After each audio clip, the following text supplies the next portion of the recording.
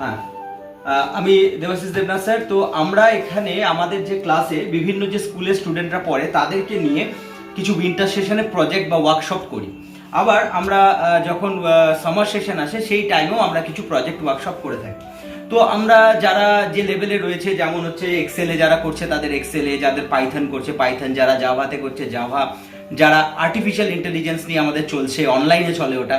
তো এইভাবে বিভিন্ন স্টুডেন্টদের আমরা প্রজেক্ট করিয়ে থাকি খুবই কম অ্যামাউন্টে, মানে জাস্ট ওটা হচ্ছে একটা টোকেন মানি, 200 টাকা, 250 টাকা, 300 টাকা, এইভাবে।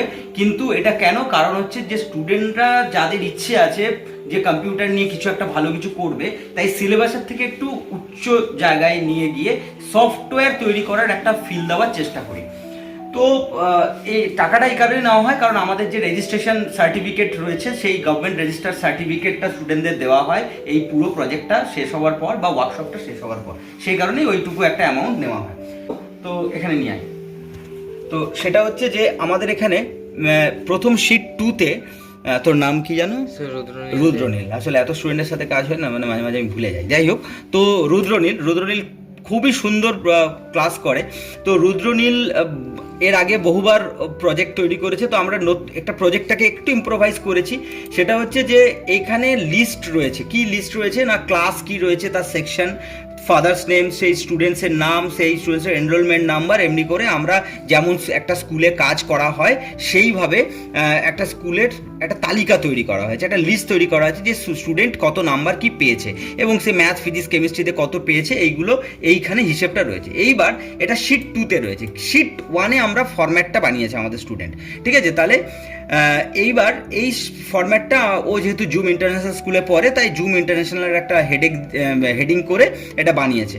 তো এই ফরম্যাটটা আরও সুন্দর করে বানানো যায়, সেগুলো আমরা পরে আসবো। আমরা যেহেতু প্রোগ্রামিংয়ের ওপর ধ্যান দিয়েছি, তো সেই ক্ষেত্রে দেখো এখানে যে এই যে স্টুডেন্ট নেম, এই ব্যাপারগুলো কিন্তু পুরোটাই অটোমেটিক ফেচ হচ্ছে। শুধুমাত্র আমরা এই যে এনরোলমেন্ট নাম্বারটা রয়েছে, এই যে এনরোলমেন্ট নাম্বার, এই এনরোলমেন্ট নাম্বারটা শুধু চেঞ্জ করে দিলেই কিন্তু শুধুমাত্র, আমরা একটু বড় করে দেখাই তাহলে দেখতে পাবে, তাই না?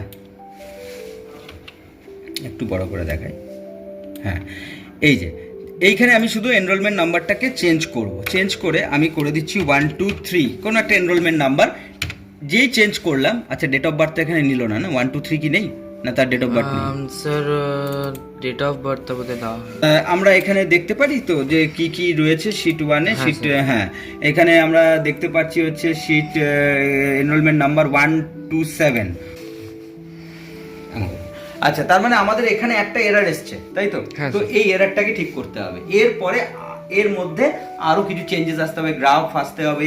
একটা student first sem, second sem, third সেমে তার কি পেয়েছে তার সেটা গ্রাফ, তাহলে তার গ্রাফটা উঠছে না নামছে, কিভাবে যাচ্ছে বা ডেভিয়েশন কতটা হচ্ছে, এই বিষয়গুলো আমরা আনবো। মানে এটার মধ্যে আরো কমপ্লেক্স জায়গা তৈরি হবে। আমরা এগুলোকে ইম্প্রোভাইজ করে আমরা সফটওয়্যারটাকে ডেভেলপ করবো, ঠিক আছে?